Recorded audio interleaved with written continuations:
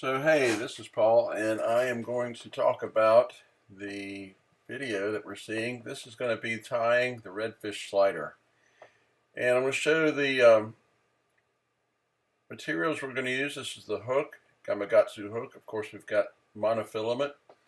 For people who aren't used to spinning deer hair, I would recommend perhaps something thicker than that.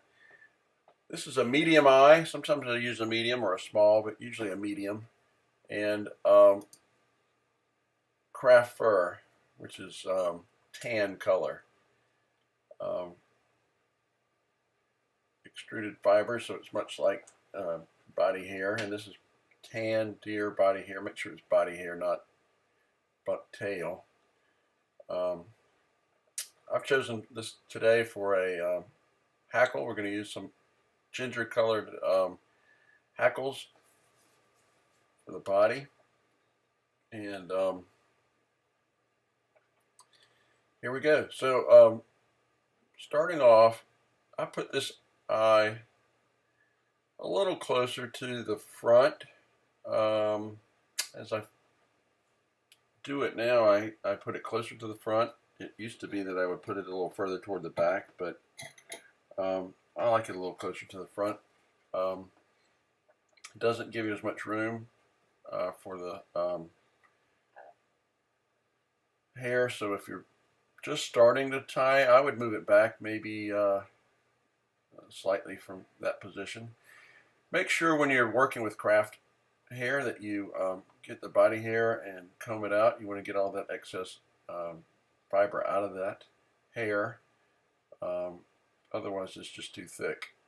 So we're going to put the craft body hair on, and we're going to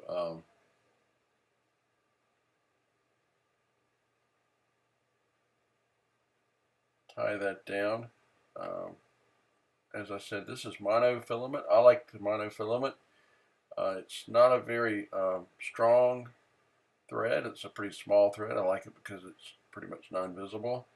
Again, like I said, if you're going to be tying this yourself for the first time, you might want to think about a white thread and maybe something a little bit bigger, particularly when it gets to spinning that deer hair. When you first start spinning deer hair, it's a little tough.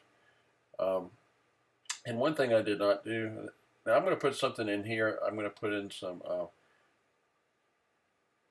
Crystal Flash. That's gold or copper color, I couldn't tell.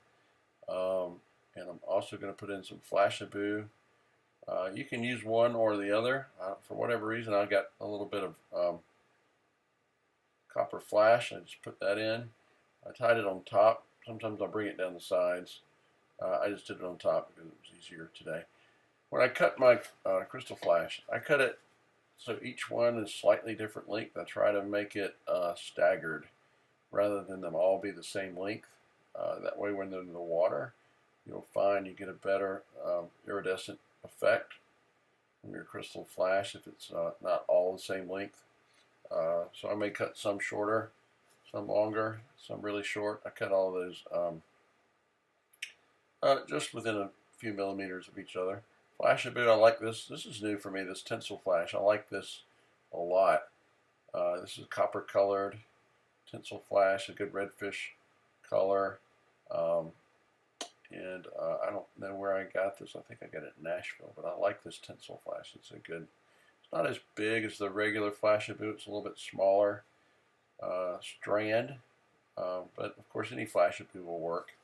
And you don't have to use these colors. You can certainly use any other colors.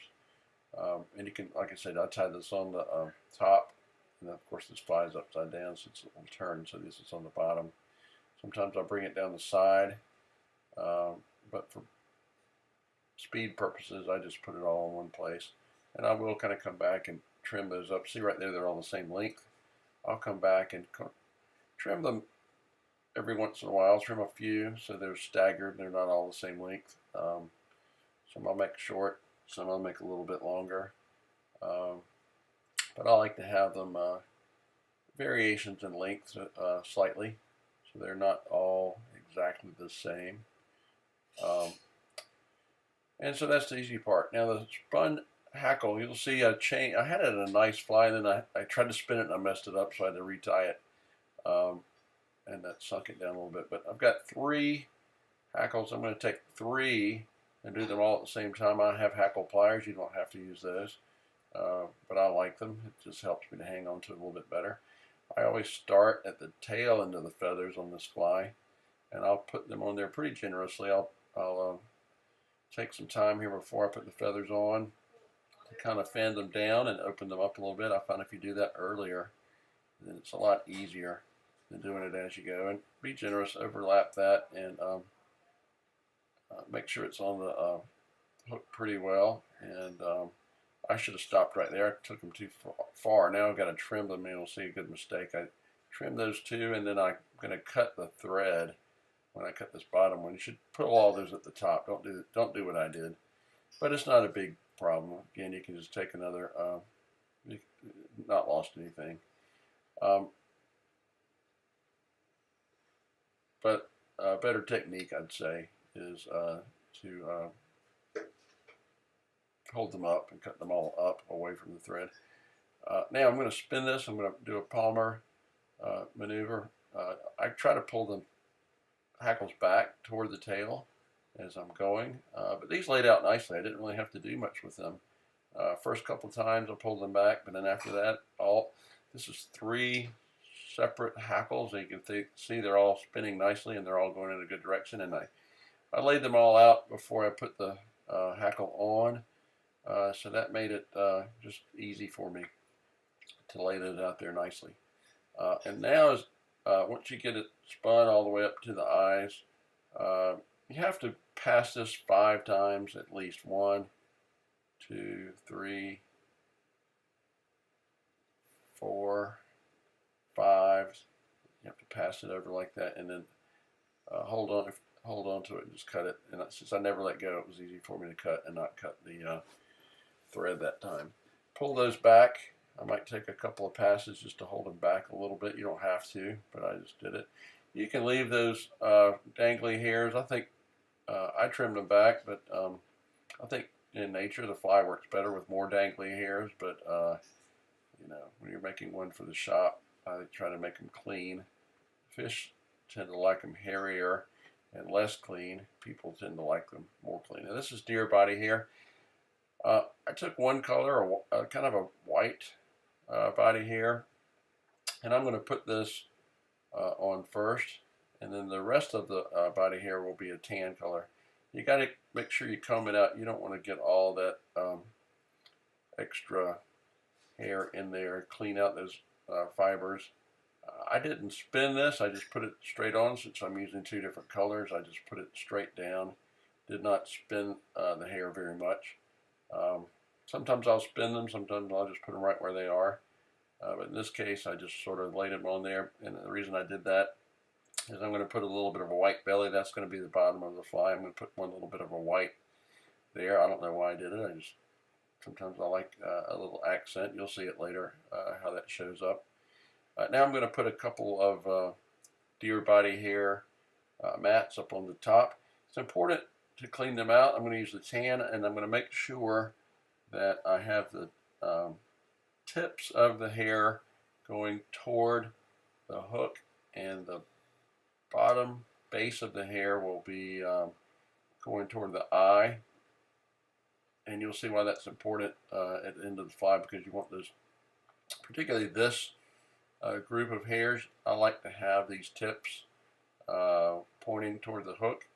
They kind of serve as a decorative part of the fly, and they also help. They stick up and they help as a little bit of as a weed guard. So I don't ever tie a weed guard on this slider, but I always put my deer body hair fibers pointing in this direction, stand them up, and I'll have those long back strands going up toward the hook tip, and those will be my weed guards.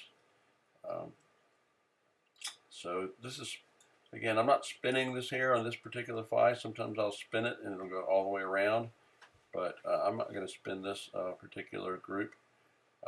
Since I'm on the top here, I'm just going to go ahead and lay down another group of body hair fibers. I might as well just go put another here. And again, I'm going to put the tips facing toward the back. It doesn't really matter.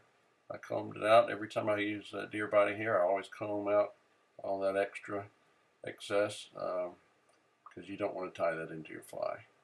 And just going to get a nice little head here of deer hair. The thing I like about the deer hair on these flies is it's very functional when you put it in the water. It pushes a lot of water, therefore it mimics something like a mud minnow or some minnow with a good body. When you pull this fly through the water, it really pushes a lot of water nicely. And so it's one of the reasons I like these deer head spun heads. They just they work real well. I made this one smaller.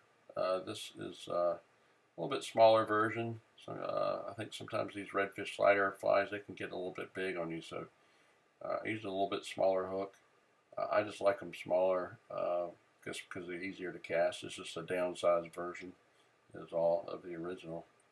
So I'm going to take some more deer hair body, tie it on the top, top of it now, which will actually end up being the bottom. Make sure, again, as I said, you got to clean these hairs out nicely to get all of that out of the back of them. And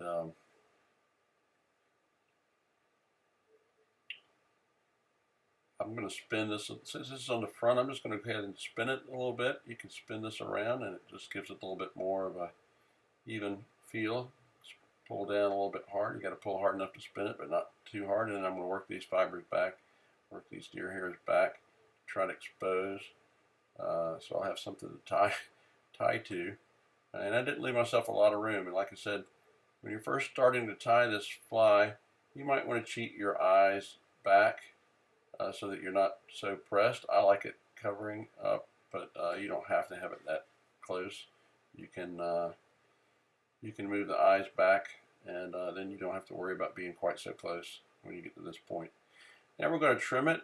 Make sure you have some good sharp scissors when you do the trimming part, and you can trim this as neatly as you wish. People tend to like it a lot more clean than the fish. The fish like it hairier, and the people want to have it just perfect. It does not have to be perfect, but I like it perfect. I like it just the way I want it, and you can make it any shape. You can make it round, you can make it kind of a flat on one side and wide on the other side. You can trim it any way you like. I think the key is trimming it that you don't want to cut the saddle hackle for sure, and I found that just taking the scissors from the front and work them to the back tends to make it easier for me. And that way you're going in one direction when you cut all these rather than having your scissors cutting from every different angle. I like to just cut from the front, pointing the tips from the front toward the back. And now I'm going to lock this final bit. When I get to the end, I always have a little cheating device that helps me tie the last little bit. I'll just put 3 or 4 whip stitches on the end here. I'll spin it around twice, 2 or 3 times, and then cinch it down. If you spin it down 4 or 5 times, it's hard to get it cinched down. So I'll do it about 3 times. And this one's just a waste. You can see I did it wrong and it just fell out, so that was a waste. So I'm just going to do one more. That'll give me 3 whip finishes. Some people do this by hand. I just like this little tool. It's a smaller tool than usual, but I like it. And then you can snap that off, or I just like to cut everything. So I'm going to just get some scissors, cut that off. Don't put the glue on yet, whatever you do. You do not want to put the glue on until you do all the cutting. It won't go anywhere. So I like to finish my trimming.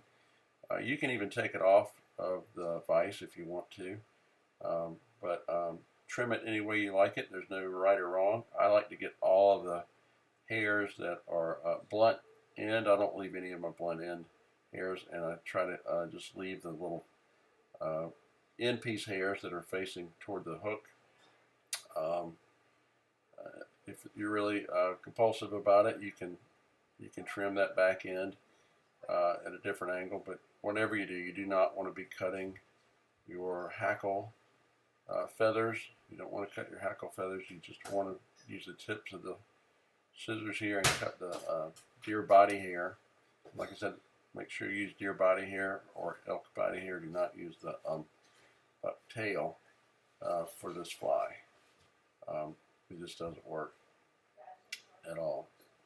So you can take as much time as you want. You can trim it up as nice as you want. I like to get the eyes clear. I like to get all of the back end body hairs and leave just a few that were just the tips. I'll just leave those, and you can see they'll be pointing right toward the hook. And it seems like every head I do has a different shape. I don't think it matters. I just I like mine kind of rounded. The idea of the head there is it's just going to push water. So when you are pulling it back, I'm going to put just a half of a drop. Just put a half of a drop on there, just enough to hold it. It doesn't take much. And I put that on after I've trimmed everything up, so I'm not going to have to be cutting glue anymore. So it's done. And just clean it up. You can come back, you can trim it some more. You can trim the flash if you want to trim those. My flash was not very good on this particular fly. I had it offset, but I came back and kind of adjusted that. So, typically I do it differently than I did on this fly, but it works. The fish don't care. And I like this for redfish. It's a very good fly, also for smallmouth. Amazingly, a good smallmouth. And it's a smaller version, as I said. The regular Borski Slider can be a little bit bigger. The fly gets big on me sometimes, so I found I just like to downsize it. I forgot to tie the striations. I put magic markers. I like orange first and then brown, and I'll just take a magic marker and do the striations, just draw those on there to draw easily. You can see my flash is not it didn't do a very good job on the flash, but it doesn't matter. I'll worry about that more than the fish will. And I'll come back and cut the flash. It's a little bit all one size for me, but that's it. I like it.